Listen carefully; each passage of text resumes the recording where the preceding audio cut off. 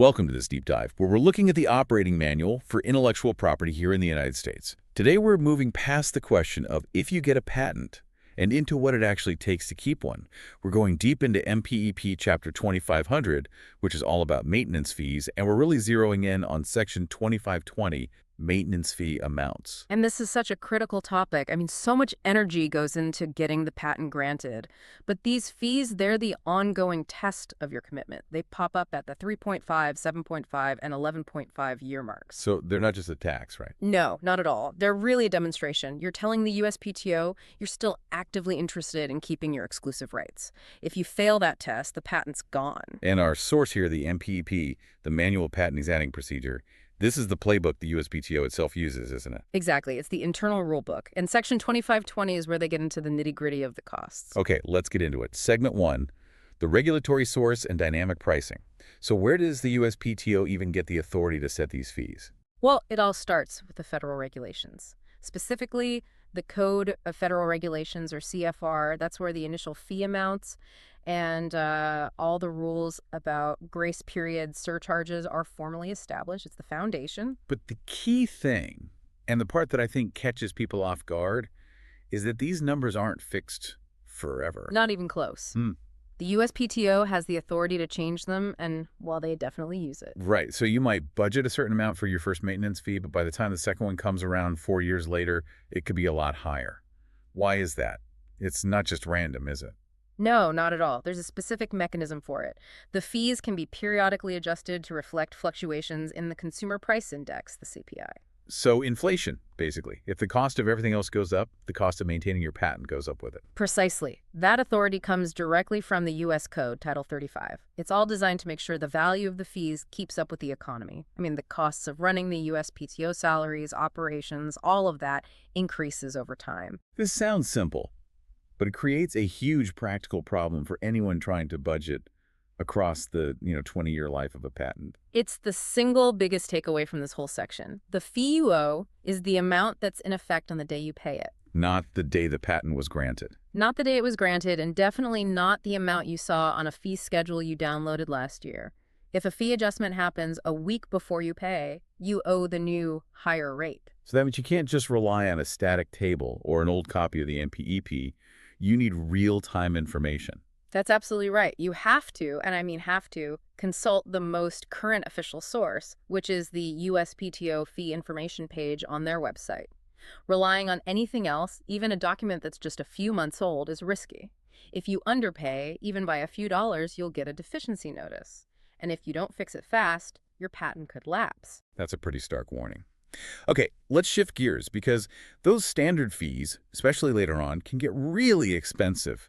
But this is where it gets interesting for individual inventors and small businesses, the entity status distinctions. This is where the system really tries to level the playing field. The policy here is pretty clear.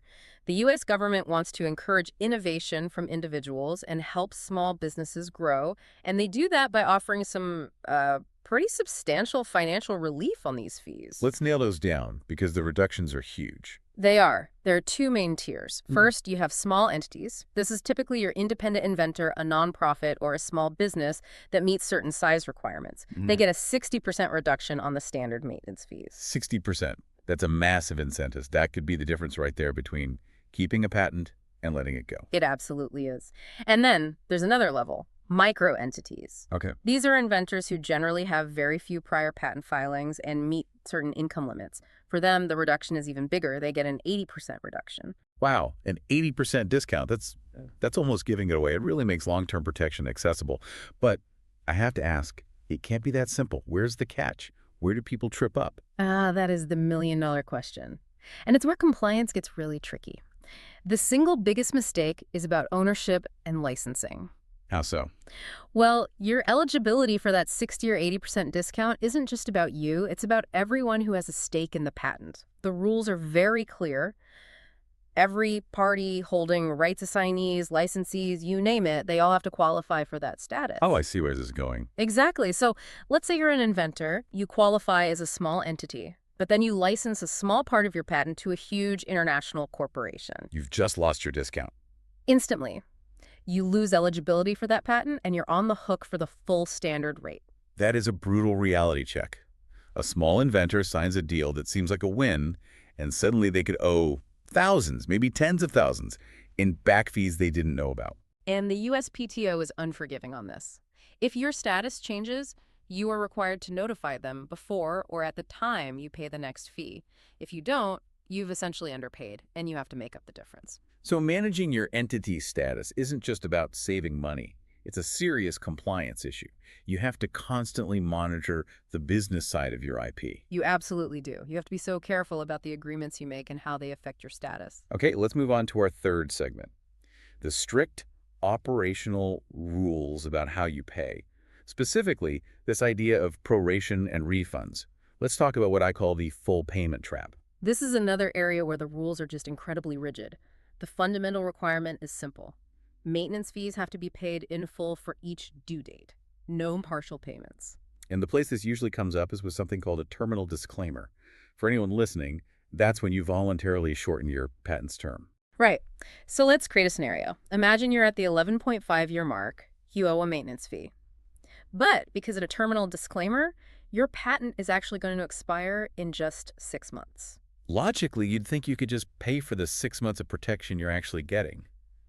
Pay a fraction of the fee. It makes perfect sense logically, but procedurally, you absolutely cannot. The MPEP is explicit.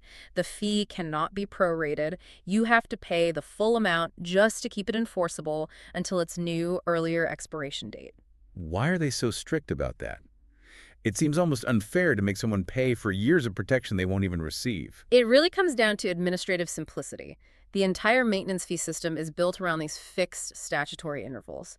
Trying to create a proration system based on thousands of different terminal disclaimer dates would be an administrative nightmare.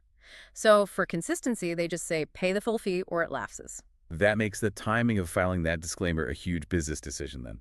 If you can wait until after the fee is due, you save the whole payment. It creates a very high-stakes calculation. You have to weigh the cost of that full fee against the value of having just a few more months of guaranteed enforceability. And what about refunds? Let's say you pay the fee, and then a month later, you decide you don't need the patent anymore. The rules there are just as firm. The general rule is ironclad. Maintenance fees and any surcharges are non-refundable. So once the money's in, it's in. No takebacks. It's a one-way street. Once you pay to keep the patent in force for that next interval, it's a sunk cost. You can't change your mind 3 months later because your business strategy shifted. There's really only one very narrow exception where you might get a refund, and that's for a clear procedural error. Okay. The main one is a duplicate payment. If you accidentally pay the fee twice, they will refund the extra payment. But even then, they only refund it to the person who originally paid it. They won't entertain any other requests. That really brings the lesson of MPEP 2520 into focus. Maintaining a patent is an active, ongoing, and very strict commitment. You have to understand how these fees change, how your entity's status can be a huge advantage or a massive pitfall, and you have to follow the payment rules to the letter. Absolutely. The practical guidance here is to treat every maintenance fee payment with the same diligence as filing the original application. Check your status, check the current fee amount, and never ever assume you can prorate a payment. So here's a final thought for you to chew on. Based on that strict non-proration rule we just discussed, we know that timing your terminal disclaimer is critical. But how might your strategy change depending on whether you're paying the full standard fee versus qualifying for that deep microentity discount? I mean, if the full fee is, say, $25,000 for just 6 months of protection you don't really want, avoiding that payment is a no-brainer. But if your 80% discount brings that payment down to only $5,000, well, does that change the calculation? Something to think about until our next deep dive. Indeed. We'll see you next time. Before we go, we want to extend a special thank you to Mike Shepard, the creative director who organized this entire audio series. His vision and leadership have made this comprehensive educational project possible. And as always, we are required to provide this important statement. This summary of the MPEP was generated using AI tools, including ChatGPT and NotebookLM, and may contain errors or omissions. It is provided for general educational and informational purposes only, and is not legal advice or a substitute for formal instruction. For authoritative guidance, consult the official MPEP, a qualified instructor, or a registered patent practitioner.